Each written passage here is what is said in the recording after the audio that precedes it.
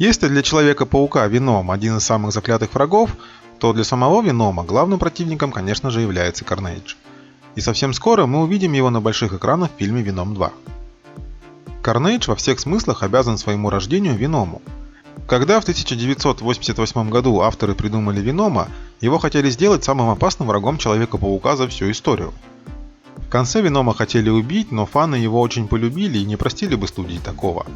Создателям комиксов о Человеке-пауке пришлось крепко задуматься, как вписать Венома в дальнейший сюжет и на кого переключить его внимание с Человека-паука. В конце концов им пришла в голову идея создать нового злодея, который был бы настолько опасен, что Веному и Человеку-пауку пришлось бы объединиться, чтобы справиться с этой новой небывалой угрозой.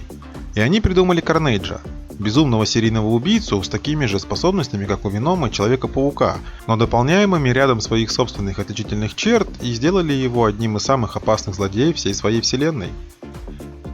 Введение в сюжет Карнейджа помогло еще прочнее утвердить Венома в статусе антигероя, так называемого смертельного защитника, который помогал бездомным и защищал невиновных, но все еще ненавидел Человека-паука и видел в нем угрозу для хороших людей во всем мире. Фильм «Веном 2» уже на подходе, и в нем появится Карнейдж в исполнении Вуди Харрельсона. Но кто такой Карнейдж на самом деле? Что делает его одним из самых опасных врагов Человека-паука? Давайте попробуем разобраться. С вами Зона комиксов, меня зовут Николай, и я хочу рассказать вам о Карнейдже. Погнали! Впервые Карнейдж появился в комиксе «Удивительный Человек-паук» номер 360. Питер Паркер узнал о Карнейдже из выпуска новостей, в котором рассказывали о чудовищном серийном убийце, внешность которого напоминала Венома. Опасаясь, что Эдди Брок и симбиот Веном снова начали творить бесчинство, хотя они вроде как затаились после того, как их обманом убедили в смерти Человека-паука, Паркер начал свое расследование и с удивлением обнаружил, что столкнулся с абсолютно новой симбиотической угрозой. Причем угрозой настолько опасной, что ему пришлось обратиться за помощью к Веному. В конце концов выяснилось, что Карнейдж – это Клетус Кэссиди, социопат и серийный убийца, который ранее появлялся в комиксе «Удивительный Человек-паук» номер 344. Кэссиди был, что называется, прирожденным маньяком. Еще в детстве он убил свою бабушку, столкнув ее с лестницы, и замучил до смерти собаку своей матери. В своих идеях распространения хаоса Кэссиди был чем-то похож на Джокера, каким его показали в фильме «Темный рыцарь». Только вот привносил хаос он путем безжалостного кровопролития. Все это привело к тому, что Кэссиди обвинили в убийстве 11 человек и осудили, хотя сам Кэссиди утверждал, что убил гораздо больше людей. Кэссиди стал сокамерником Эдди Брока в тюрьме строгого режима, известной как убежище. С помощью симбиота Венома Броку удалось сбежать, но так получилось, что у симбиота пришла пора размножения, и он без ведома Брока оставил в камере своего потомка. У симбиотов не бывает эмоциональной привязанности к своему потомству, поэтому Брок так и не узнал, что у Венома появился отпрыск. Брок сбежал, а новый симбиот соединился с первым же носителем, которого смог найти – с Клетусом Кэссиди. Так и появился Карнейдж.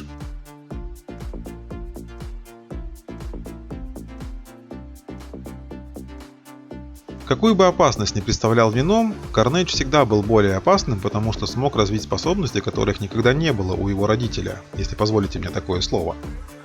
По мнению Венома, Карнейдж стал таким из-за того, что развивался не в привычной симбиотом атмосфере, а в чуждой инопланетной среде. Из-за этого Карнейдж стал сильнее, чем Веном и Человек-паук вместе взятые.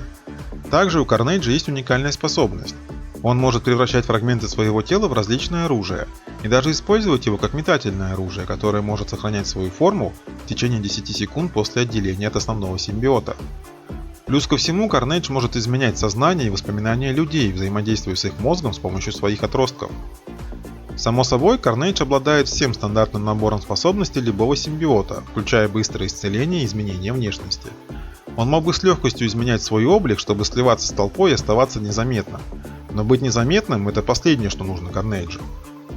Чаще всего он использует эту способность, чтобы отрастить себе крылья или дополнительные конечности. Это, кстати, еще одна способность, которой не обладают другие симбиоты. Отличительной особенностью этого симбиота является его степень слияния со своим носителем. Дело в том, что симбиот не просто соединился с телом Кэссиди, он соединился с его кровеносной системой и живет в ней, когда не выполняет функцию экзоскелета. Такая кровная связь самая сильная среди всех симбиотов Marvel. Карнейдж может полностью регенерировать всего из одной капли крови Кэссиди. Также Carnage обладает всеми способностями, которые Веном скопировал у Питера Паркера. Он может лазать по стенам и потолкам, и у него есть даже свой аналог паучьего чутья, который помогает ему чувствовать прямые физические атаки. Паучье чутье Питера Паркера не реагирует на Carnage так же, как и на Венома.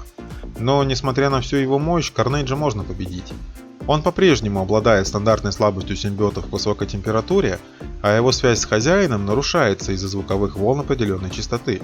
Однако стоит отметить, что Carnage гораздо более уязвим для тепла и огня, чем Веном, но гораздо более устойчив к звуковым атакам, чем его родитель, из-за более сильной связи, которую он установил с Клетусом Кэссиди.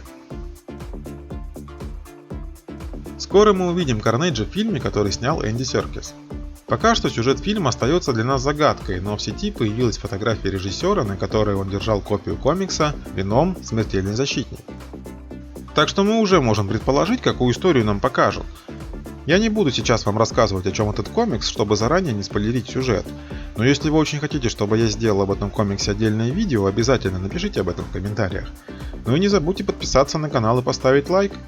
А на этом у меня все. Читайте комиксы, смотрите комиксы, любите комиксы. Пока!